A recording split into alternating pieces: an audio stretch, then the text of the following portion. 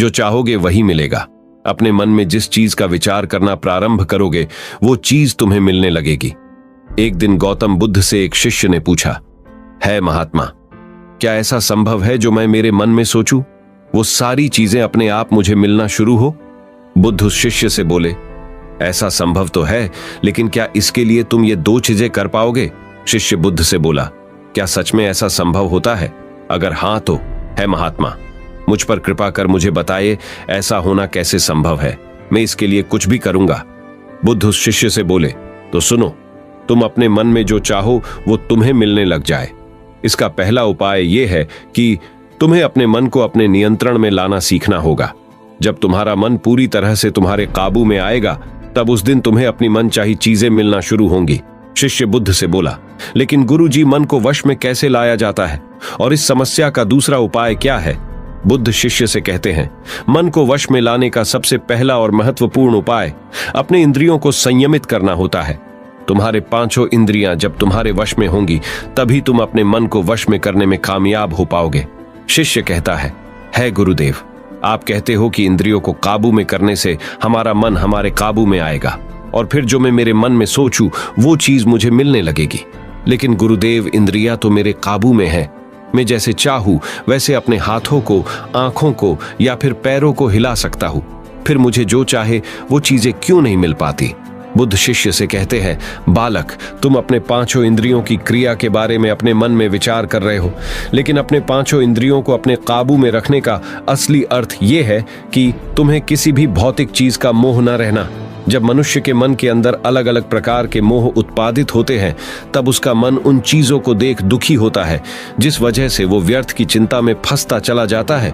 वही जिस इंसान का मन अपने काबू में होता है, ऐसा व्यक्ति किसी भी प्रकार के मन के छलावे में न फंसकर अपने लक्ष्य की ओर अग्रसर होता है और वही व्यक्ति जीवन में आगे जाकर अपने लक्ष्य को पूरा कर जीवन में सफल बन पाता है। शिष्य कहता है महात्मा, मन को वश में करने का सही उपाय क्या है?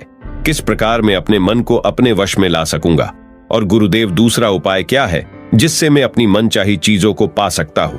बुद्ध शिष्य से कहते हैं, दोस्तों, थोड़ी देर के लिए कहानी को रोक दिया गया है, जिसका कारण कुछ ऐसा है कि शरीर, बुद्धि और मन से संबंधित नई नई जानकारियां हमारे चैनल के मेंबर्स को तुरंत मिलती है। अगर आप भी अपने शरीर, बुद्धि और मन से रिलेटेड जानकारी जानना चाहते हैं तो आप इस चैनल के मेंबर बनने में रुचि दिखा सकते हो। वही कहानी अब आगे बढ़ती है। बुद्ध शिष्य से कहते हैं, तुम्हें अगर अपने मन को वश में करने का उपाय पता करना है तो तुम सामने दिख रहे पेड़ के नीचे 1 महीना हर दिन 2 घंटों के लिए मौन रहकर ध्यान करना। जैसे ही तुम्हारे इन 30 दिनों का सफर खत्म होगा वैसे ही तुम्हें अपने मन को काबू में करने का उपाय मिल जाएगा। जिस दिन तुम्हें अपने मन को काबू में करने का उपाय पूरी तरह ज्ञात हो गया, उसी दिन से तुम अपने मन में जिस भी चीज का विचार करोगे वही चीज तुम्हें प्राप्त होना शुरू होगी। अगर तब तुम पैसे के बारे में या फिर संसार में मौजूदा किसी भी चीज के बारे में अपने मन में विचार करते हो तो वो विचार तुम्हें अपनी मनचाही चीज को प्राप्त करने में तुम्हारी मदद करेगा। पर इसके लिए तुम्हें अपने मन को वश में कर पाना अत्यंत जरूरी है। जब तुम अपने मन को वश में कर लोगे तभी मैं तुम्हें दूसरे उपाय के बारे में बताऊंगा।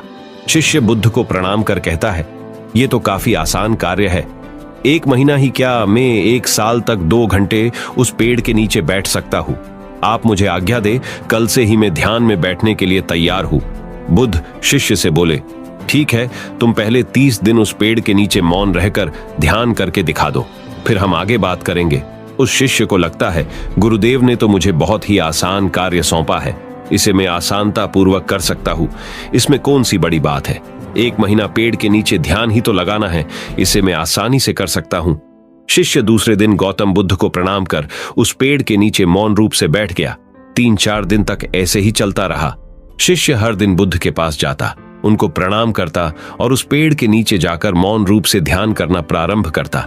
लेकिन जब छठे दिन रोज की तरह शिष्य उस पेड़ के नीचे बैठने जाता है तब उस समय उसका मन बेकाबू होने लगता है। उसके मन में अलग अलग चीजों के विचार आना शुरू होते हैं। उसने अब तक जिस लोगों से बुरा बर्ताव किया, अपने साथ गुरुकुल में पढ़ रहे भाइयों को उसने हर बार कैसे मूर्ख बनाया और अपनी तारीफ करने के लिए गुरुजी को कब कब झूठ बोला, इन सारी बातों के विचार उसके मन में उत्पादित होने लगे, जिससे उसका पूरी तरह ध्यान में मन लगना बहुत ही मुश्किल होने लगा। थोड़े दिन बीते, आज उस शिष्य का मौन रहकर ध्यान करने का 17वां दिवस था, लेकिन उसके मन में बार बार आते हुए गलत विचार उसे ध्यान को ठीक से करने नहीं दे रहे थे। इसके लिए उसने मन में निर्णय किया, मैं इस समस्या का हल गुरुदेव से पूछता हूं, उन्हें इसका हल जरूर पता होगा। 18वें दिन शिष्य के मुंह पर आ रहे भाव देखकर बुद्ध पहले ही समझ चुके थे कि आज ये सिर्फ प्रणाम करने नहीं, अपितु किसी समस्या का हल पूछने आया है। शिष्य बुद्ध के पास जाता है और कहता है महात्मा, आपके बताए अनुसार मैं हर रोज 17 दिनों से उस पेड़ के नीचे ध्यान लगाने बैठ जाता हूं। शुरुआती दिनों में मैं जब ध्यान लगाने बैठता था तब मेरा मन पूरी तरह लगता था, लेकिन अब उस पेड़ के नीचे जब मैं अपना ध्यान लगाने बैठ जाता हूं तब मेरा ध्यान अच्छे से नहीं लग पाता। मेरे मन में अलग अलग प्रकार के विचार आते हैं। जो विचार मुझे आते हैं उनके बारे में सोचकर मुझे अपनी सोच के ऊपर गुस्सा आने लगता है।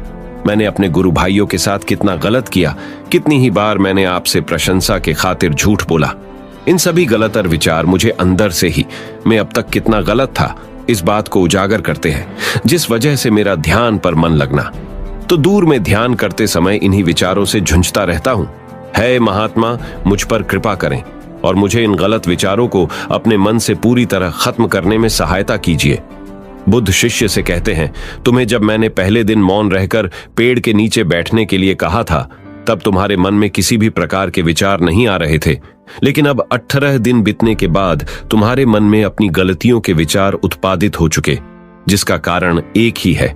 जब तुम अपने गुरु भाइयों के साथ मस्ती करते थे और सबको अपनी तारीफ करने के लिए झूठी कहानियां सुनाते थे, तब तुम शांत रह अपने मन से बातें न कर पूरे दिन गुरु भाइयों के सामने बढ़ावा करने में समय व्यतीत करते थे। लेकिन जब तुम्हारे अपने अंदर अपने मन से बातें करना प्रारंभ किया तो तुम्हें अपने आप ही अपनी गलतियों के बारे में विचार आने शुरू हुए, जिसका कारण एक ही है। व्यक्ति अपने आप से किसी भी सवाल को पूछता नहीं है। लोग शांत रहकर खुद से बात करना पसंद नहीं करते और दूसरों से अपनी समस्याओं का हल पूछकर उदास होते हैं। जब इंसान अपनी किसी भी प्रकार की समस्या का हल शांत रहकर अपने आप से पूछता है, तब उस वक्त उस व्यक्ति की बुद्धि खुद ब खुद उस समस्या को हल करने का रास्ता उस इंसान को बताना शुरू करती है। जब तुम अपने आप से बातें करना प्रारंभ करते हो तब तुम्हें खुद की अच्छाइयां और बुराइयां दोनों दिखना शुरू होती है, जिसका फायदा तुम्हें भविष्य में होना शुरू होता है। यानी जब तुम्हें अपनी गलतियां दिखती तब तुम उन पर शांति से काम कर अपने आप ही आगे बढ़ना शुरू कर देते हो, जिस वजह से तुम अपने मन में जिस भी चीज को सोचते हो उस चीज को प्राप्त करने का रास्ता तुम्हारी बुद्धि तुम्हें दिखाना शुरू करती है।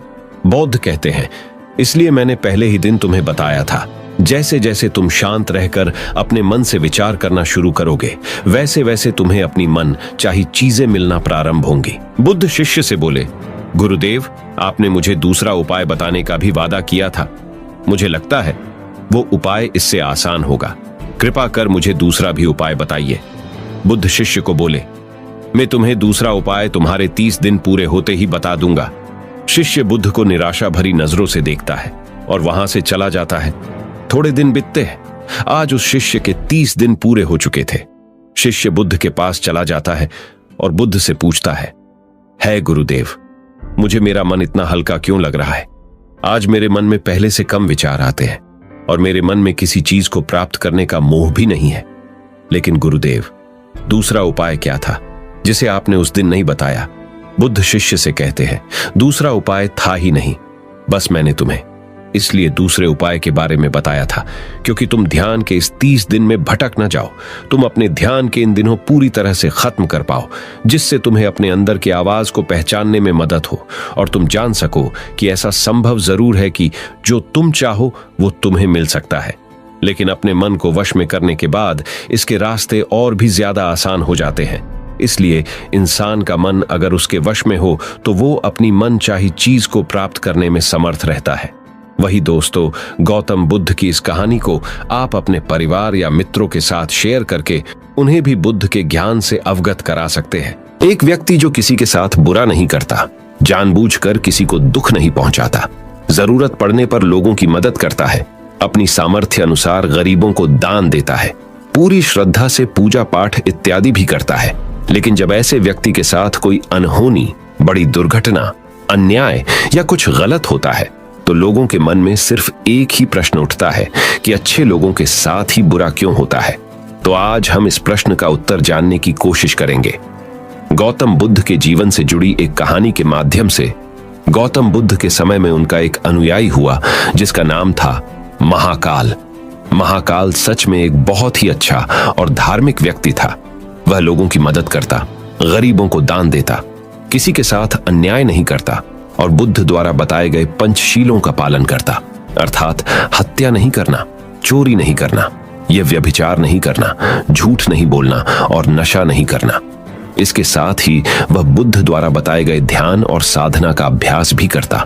वह हर पूर्णिमा और अमावस्या को बौद्ध आश्रम में होने वाले उप औसत में हिस्सा लेता और पूरी रात बुद्ध के प्रवचन सुनता।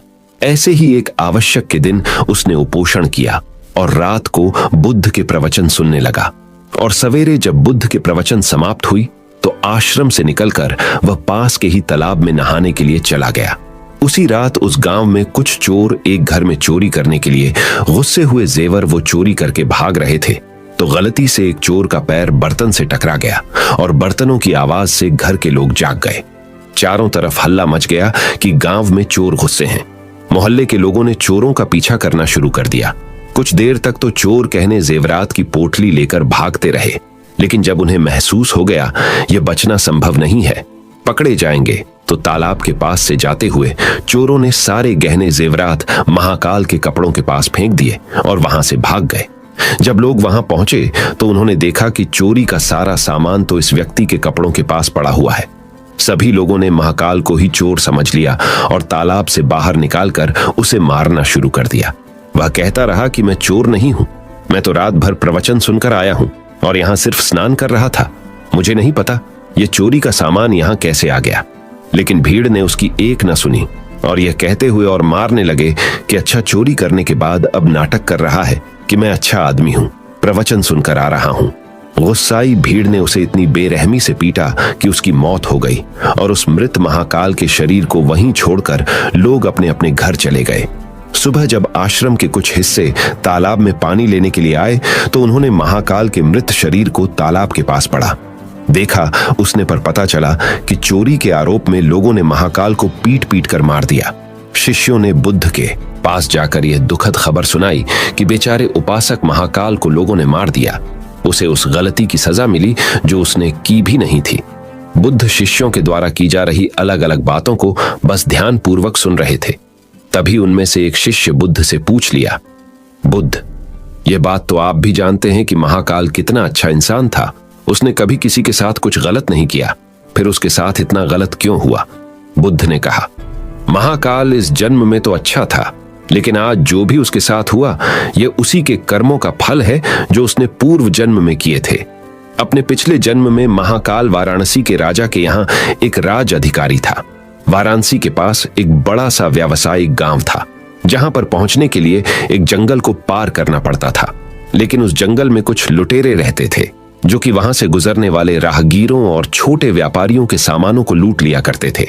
व्यापारियों ने वाराणसी के राजा से अपनी सुरक्षा की गुहार लगाई तो वाराणसी के राजा ने अपने उस राज अधिकारी को कुछ सैनिकों के साथ व्यापारियों से कुछ धन लेकर उन्हें जंगल पार कराने के काम पर नियुक्त कर दिया।